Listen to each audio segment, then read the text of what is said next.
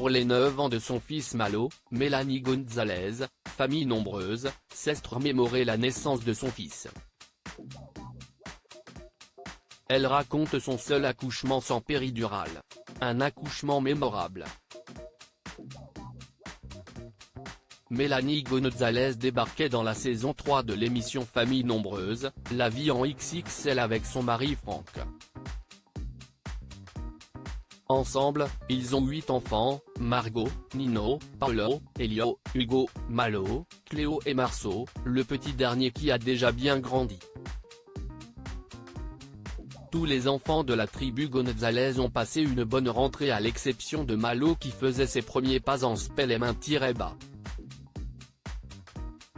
Il a pleuré, je suis dégoûté, c'est la première fois qu'il se retrouve, depuis qu'il est élève, seul dans une école. Ça m'a fait un déchirement au cœur quand je l'ai laissé. Séparé de son frère Elio avec qui il a toujours été, le garçon de 9 ans n'a pas supporté la solitude pour ce premier jour d'école. Mais aujourd'hui, Malo a retrouvé le sourire, il fête d'ailleurs son anniversaire, ce 14 septembre. L'occasion pour sa maman de revenir sur sa naissance et sur l'accouchement qui l'a le plus marqué.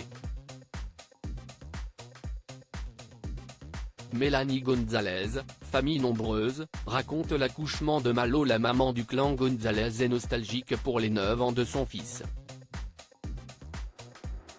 Elle a profité de remercier les internautes pour leurs vœux d'anniversaire à Malo pour revenir sur son 6e accouchement. C'était la veille de mon terme et je souhaitais accoucher sans péridurale. C'était mon souhait, mon projet de naissance, a-t-elle commencé avant de raconter une anecdote. Je m'en rappelle, c'était un week-end, un samedi, mes amis étaient partis au concert de Jay-Z et Beyoncé.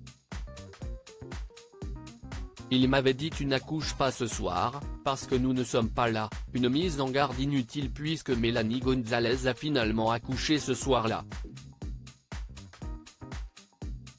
Elle a ensuite ajouté des détails sur cette journée, je vais voir Franck et je lui dis il va peut-être falloir aller consulter, parce que j'avais des pertes et puis je n'étais pas très bien, j'avais un peu mal en bas du ventre, c'était un peu bizarre, une intuition qui s'est révélée juste, on part à la maternité, et la sage-femme me dit vous avez commencé votre travail, ça va être pour aujourd'hui.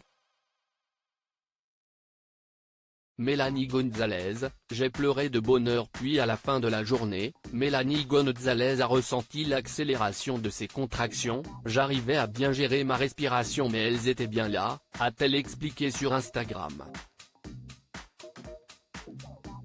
Face à la panique, la maman a failli céder à la tentation de la péridurale, mais elle a réussi à relever le défi d'accoucher sans grâce à une sage-femme exceptionnelle, qui lui a d'ailleurs avoué après la naissance de Malo qu'il était trop tard pour la péridurale quand elle a demandé, mais aussi avec le soutien de son mari, qu'elle appelle le meilleur coach du monde, dans sa story.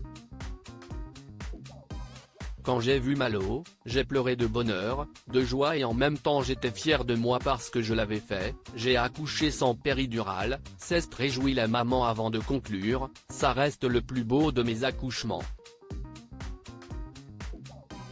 C'était magique.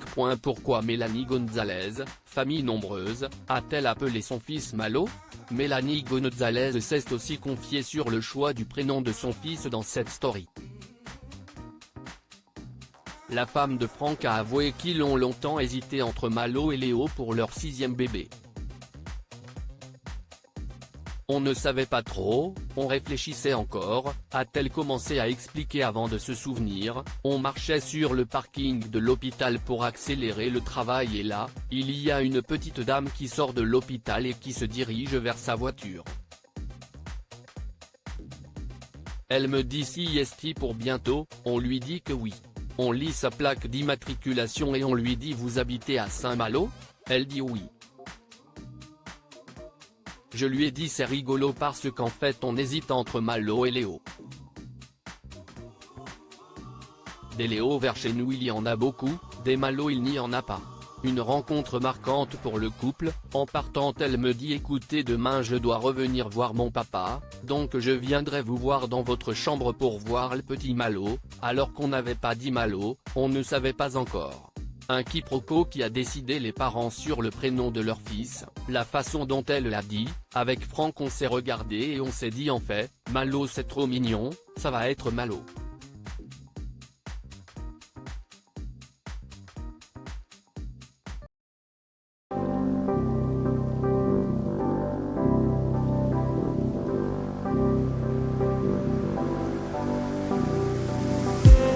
I just need